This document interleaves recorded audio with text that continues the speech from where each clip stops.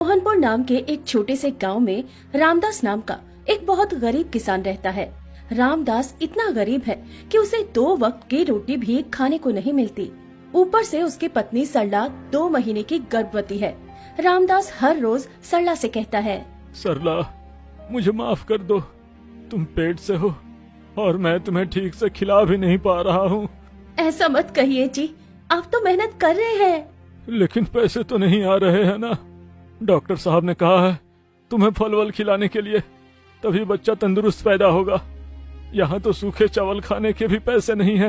आप चिंता मत कीजिए जी, भगवान हमारे साथ है। हमारा बच्चा बिल्कुल तंदुरुस्त पैदा होगा। मैं तो बस राम जी से यही चाहती हूँ। हे राम जी, मुझे बिल्कुल आप ही के जैसा बेटा दीजिए। जय श्री राम। जय श्री राम। उसी गांव में रामदास का बड़ा भाई श्यामदास रहता है। श्यामदास के 2 नंबरी के धंधे हैं, जिसकी वजह से उसके पास पैसों की कमी नहीं है।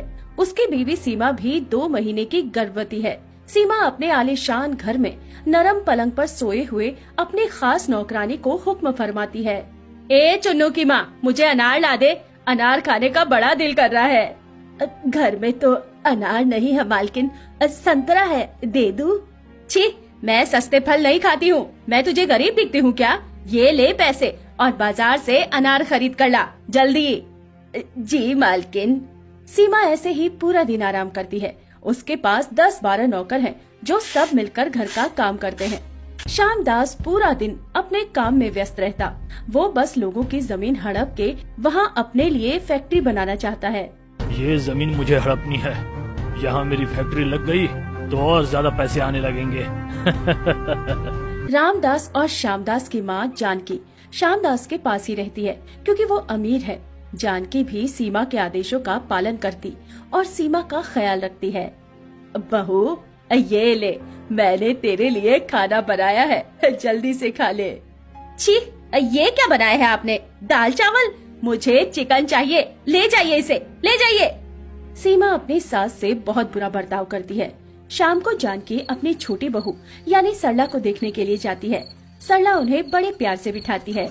आइए माँ जी, आइए बैठिए, मैं आपके लिए चाय बनाकर लाती हूँ। चाय बनाएगी? अरे घर में चाय पत्ती है ना माँ जी? सिर्फ चीनी नहीं है। आप बिना चीनी के चाय पीती हो ना? अरे रहने दे, मुझे नहीं पीनी बिना शक्कर की चाय। रामदास ने अपनी माँ से कहा। माँ, आप कुछ दिन यहाँ मेरे पास क्यों नहीं रहती? इस हालत में सरला अकेली सब कुछ कर नहीं पाती है। आप यहाँ रहेंगी तो सरला की थोड़ी मदद हो जाएगी। अरे नहीं नहीं, बड़ी बहू को मेरी जरूरत है, मुझे वहीं रहना होगा। लेकिन माँ, उनके पास तो कितने सारे नौकर चाकर हैं। तो क्या हुआ, यहाँ रहकर मैं भूखी नहीं मरना चाहती हूँ। ये बोलकर जानकी वहाँ से चली गई। सरला ने आंसू बहाते हुए कहा, छोड़िए जी, जेब में पैसे नहीं होते हैं ना, तो सभी ऐसे ही सुनाकर चले जाते हैं। मैंने कभी नहीं सोचा था कि मेरी खुद की माँ अमीर और गरीब में फर्क करेगी। सरला को दिन भर सारा काम अकेले ही करना पड़ता। ऐसे ही एक दिन वो काम कर रही थी, तभी उसके बच्चे ने अंदर से पेट पर लात मारी। बहुत बदमाश हो गया है रे तू। अब बस एक बार बाहर आ, उसके बाद मैं तुझे दिखाती हूँ। शाम को रामदास सरला को लेकर सरकारी अस्पताल गया। अस्पताल के बाहर 100 लोगों की लाइन थी। सरला लाइन में खड़ी हो गई। और कितनी देर यहाँ खड़ी रहूंगी जी, बहुत दर्द हो रहा है। बस कुछ देर सरला, क्या करूँ? पैसे होते तो तुम्हें अच्छे अस्पताल में ले जाता, लेकिन किस्मत ही फूटी है मेरी। उधर श्यामदास अपनी पत्नी को गांव के बाहर अच्छे अस्पताल में ले गया और उसके लिए एक एसी कमरा बुक कर लिया। डॉक्टर साहब आए और चेक करने के बाद कहा, बच्चे की तबीयत कुछ ठीक नहीं लग रही है। आप कसरत करती है ना? कसरत? कसरत करे मेरी जूती, मैं क्यों कसरत करूं? मैं तो अमीर हूँ। फल तो खा रही हो ना आप ठीक से? एवोकाडो नाम का एक फल होता है, वो खाने से बच्चे की तबीयत अच्छी रहती है। पैसे की टेंशन नहीं है। सुनिए जी, 100 एवोकाडो ले चलिए, मुझे खाना है। और मैं कुछ दवाइयाँ लिख कर देता हूँ, हमारे ही अस्पताल से ले लीजिएगा। बड़े अस्पताल के डॉक्टर्स को बस पैसों से मतलब है, इसीलिए वो अमीर लोगों को बस चूना लगाते हैं। उधर 1 घंटा लाइन में खड़े रहने के बाद सरला का नंबर आता है। डॉक्टर साहब चेकअप करने के बाद कहते हैं, बच्चा तो ठीक ही है, लेकिन आप मेहनत बहुत ज्यादा कर रही हो लगता है। हाँ डॉक्टर साहब, क्या करें, गरीब जो है। डॉक्टर साहब, कुछ दवाइयाँ खिलानी होगी क्या?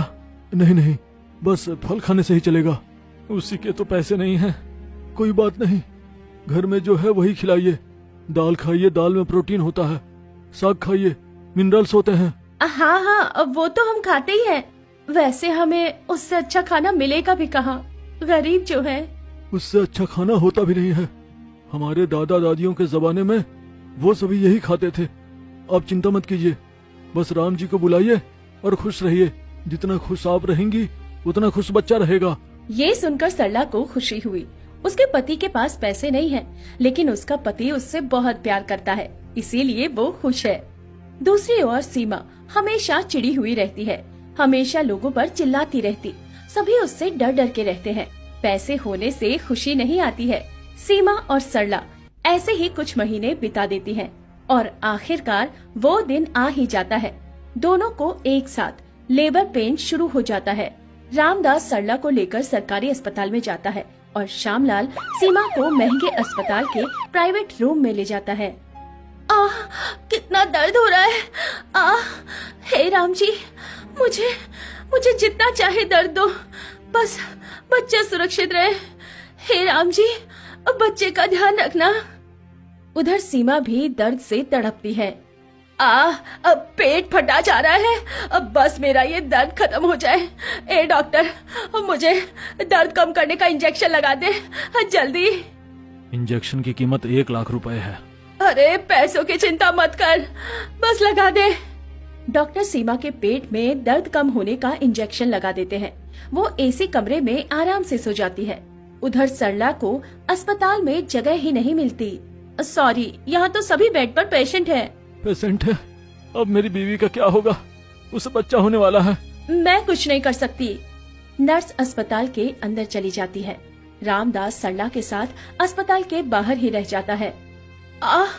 कुछ कीजिए जी, मेरा पेट फटा जा रहा है। बस बच्चे को बाहर निकालिए, मैं मर जाऊं, लेकिन बच्चे को कुछ नहीं होना चाहिए। चिंता मत करो सरला, तुम बच्चे को नीचे धकेलने की कोशिश करो, मैं यही हूँ तुम्हारे साथ। हे राम जी,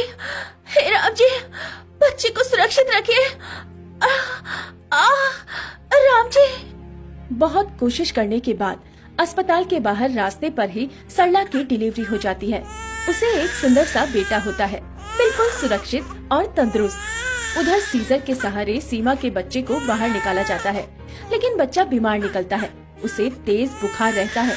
श्यामलाल अपना सर दीवार पर ठोकते हुए कहता है, इतना पैसा खर्च करने के बाद भी बीमार बच्चा निकला है।